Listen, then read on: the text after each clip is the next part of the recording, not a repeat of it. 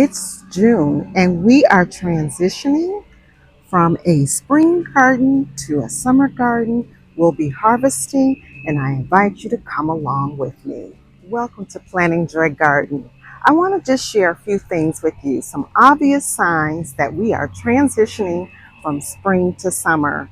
One of them being the roses. Now this is my rambling rose. I used to think it was a knockout rose, but the growth pattern, it can grow as high as 7 to 9 feet. So that's one of the obvious signs that we are making that transition from spring to summer. My roses are in full bloom. Also, my yarrow has started to bloom. My Annabelle hydrangeas are starting to bloom out. And these are things you can expect to see mid-June heading into July.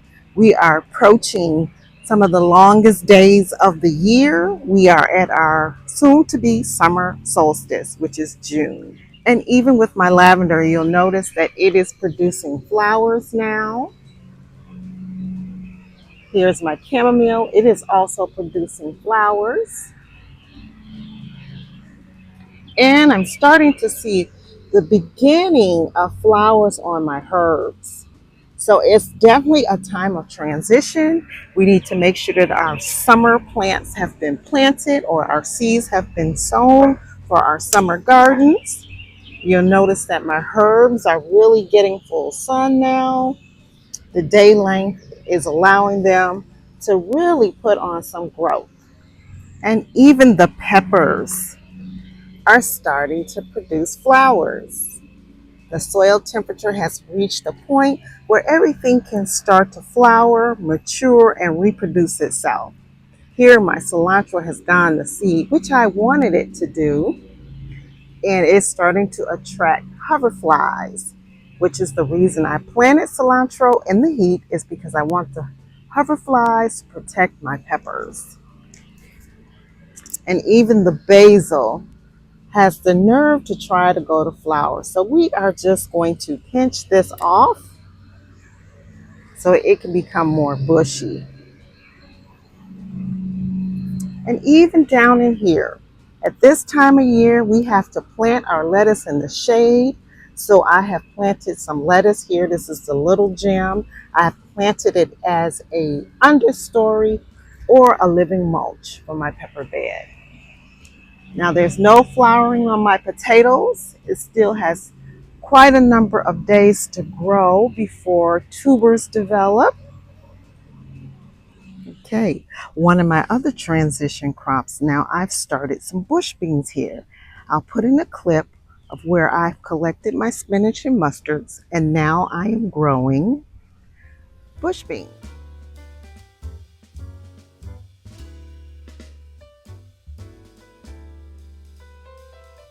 So I have a yellow wax bean on this box. Here is Blue Lake beans. And as you can see, just now starting to germinate is some additional Blue Lake bush beans mixed in with a little wax bean here. So this is the perfect example of my transition crop. I went from leafy green vegetables, so I went from spinach and mustards to green beans, and my peas just decided they wanted to grow, so they're in here too. But you can see one of my summer plants. These are my pole beans. They are starting to emerge here, so I'm excited. But what I need to do today is get my sweet potatoes and do an additional planting of regular Irish potatoes. I also need to harvest out my leafy green vegetables. So I do have some kale here that needs to come out and be harvested. I have turnip greens that we'll be harvesting today. And I also have some lacinato. So my leafy green vegetables need to be harvested. And this is the time of year where you can expect to harvest on a regular basis. And here's my absolute favorite leafy green here. It transitions beautifully from spring to summer, and that's the Swiss chard. Now, Swiss chard is very heat tolerant. It will grow from frost to frost.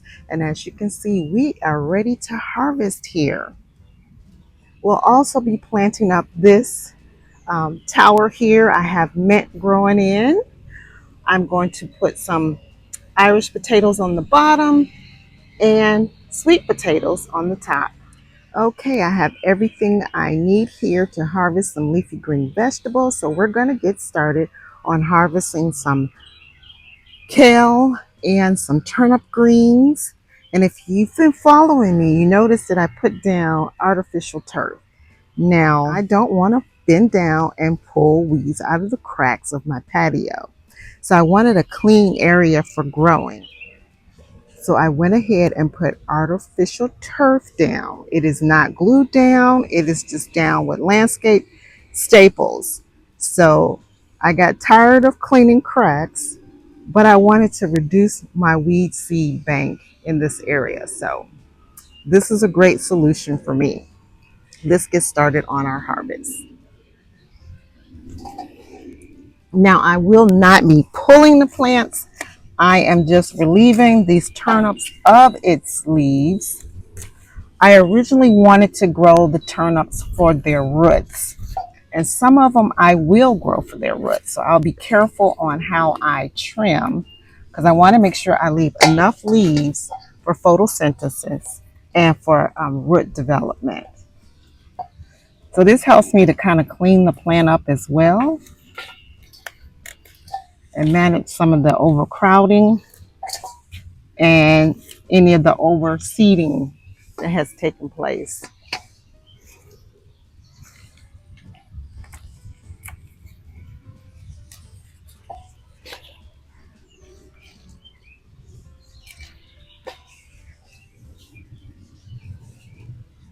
So I'll bring you back when I've collected all of my turnips. So things are looking really overgrown. I just want to turn the camera on just so you can see how healthy these plants are and how I'm able to harvest because there are so many leaves here. And taking off some of the leaves, even if you're trying to grow for the root. Ooh, I have a beautiful turnip coming in here, but I think it might be compressed. So what I'm going to do is I'll bring you in closer.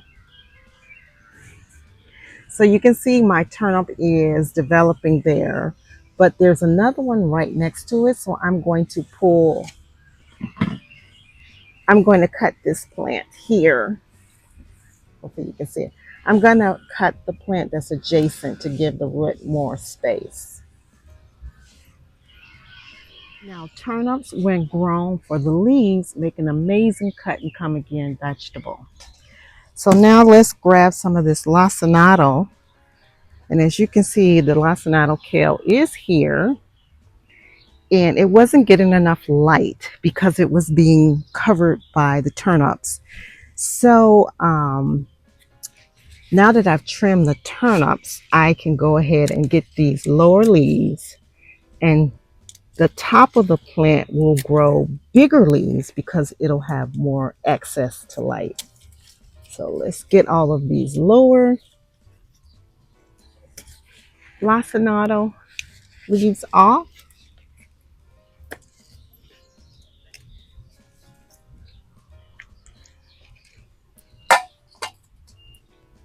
And I will add it to my turnips.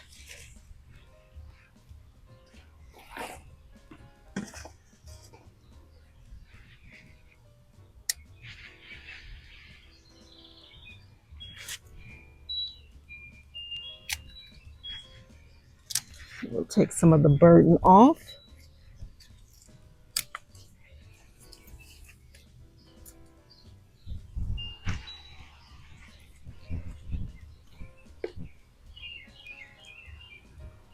All things considered, these are some really nice looking leaves.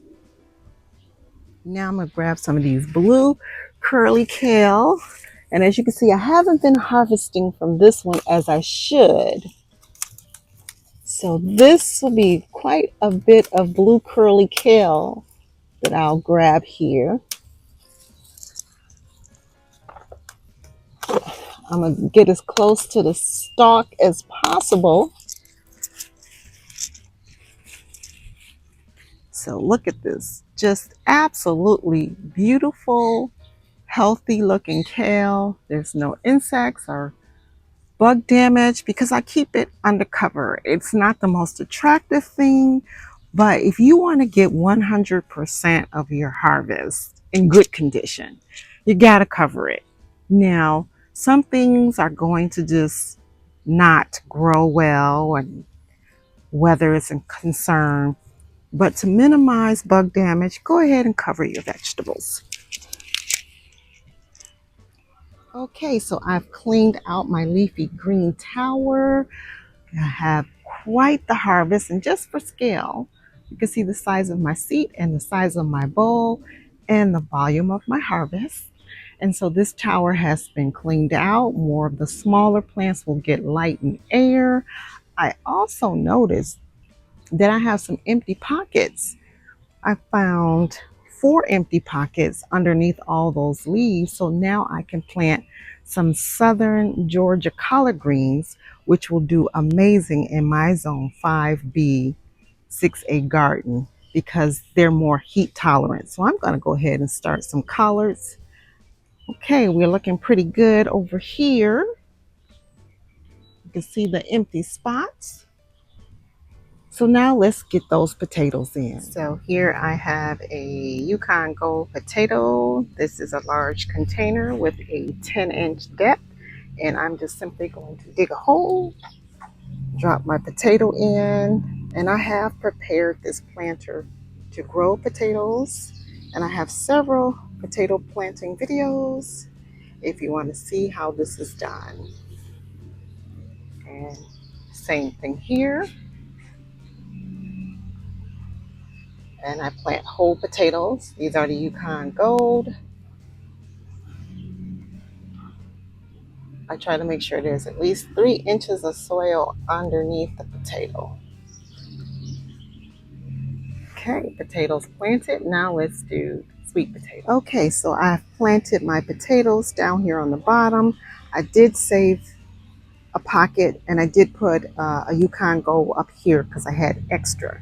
So now I'm going to plant my sweet potatoes. This is a new experiment for me because I generally don't grow sweet potatoes. I'm in zone 5B, and I've never believed that I had enough growing time. It takes so long for the soil to warm up, and then our first frost is mid-October, so I never felt like I had enough time.